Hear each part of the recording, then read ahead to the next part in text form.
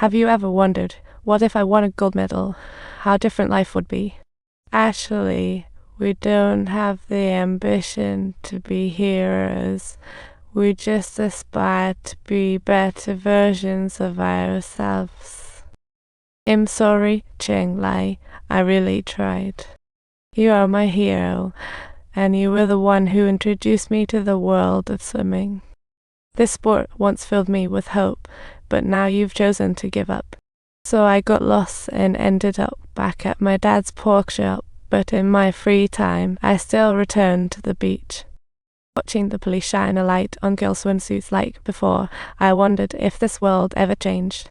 I thought for sure Chudi was ready to throw in the towel. Suddenly, 3 little girls approached me. Miss, are you serious? I just wanted to say that because of you, I fell in love with swimming again. She claimed she swam super fast and even beat her brother in a race once.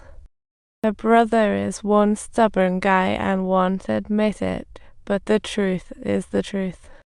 One day I want to be just like you. This left Chudi speechless. She never thought she'd be someone else's hero, yet she remained lost, unsure of how to push forward. She wandered aimlessly on the beach.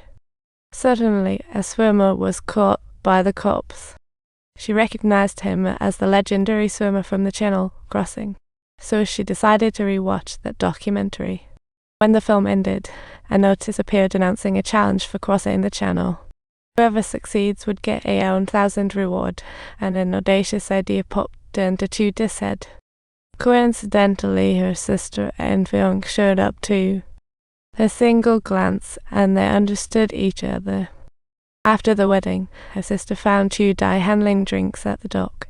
She asked her how long it would take to swim from France to England.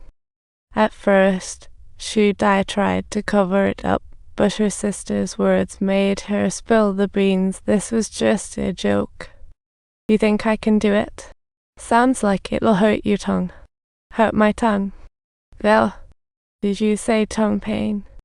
I wouldn't dare dance with those couples. Chudi, where are you going? Her sister hummed the song Chudi used to sing when she rebelled as a kid. The curtain may have fallen on her heroism, but she left all her courage for the dreamers who come after. So Chudi approached her coach to discuss the possibility of this challenge. At first, the coach was not on board, fearing for her life if she failed. If she were to fail, her women's swim school might just get shut down by the male elites. So what should I do? That is a serious issue. That night, Chudi announced her decision at the dinner table. Although faced with resistance from her father, she stood firm. But sheer willpower wasn't enough. She needed the backing of the Olympic Committee to pursue this challenge. But the director clearly had no regard for women. Just recently, she embarrassed herself at the Paris Olympics. So she made an excuse to rush off to dinner with her mom next door, sending them away. After saying that, the director drove off, while Chudi schemed in her heart.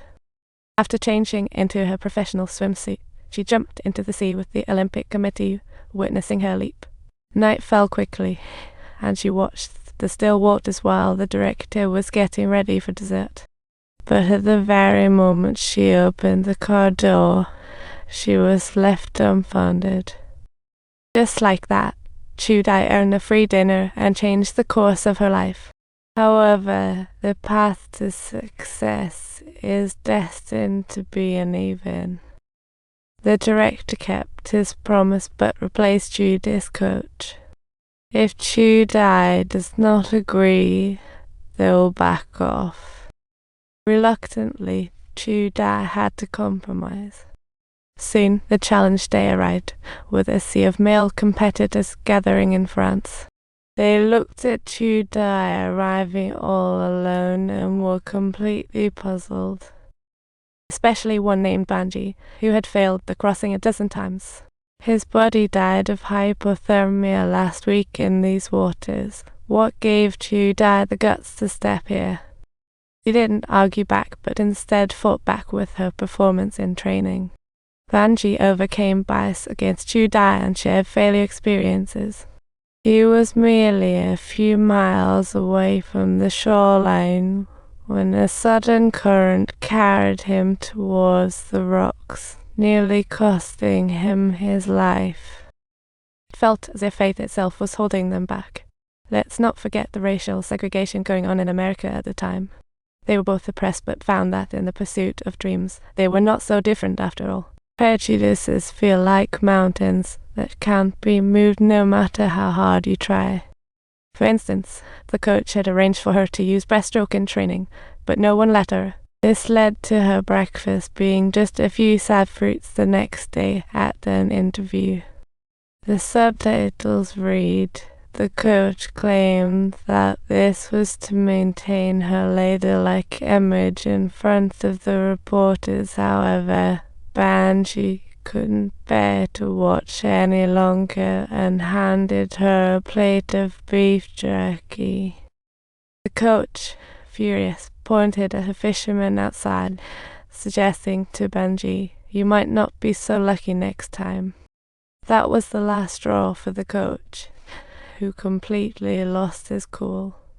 The coach approached the Olympic Committee director to complain about Chudi's behavior, but the director didn't care about that stuff.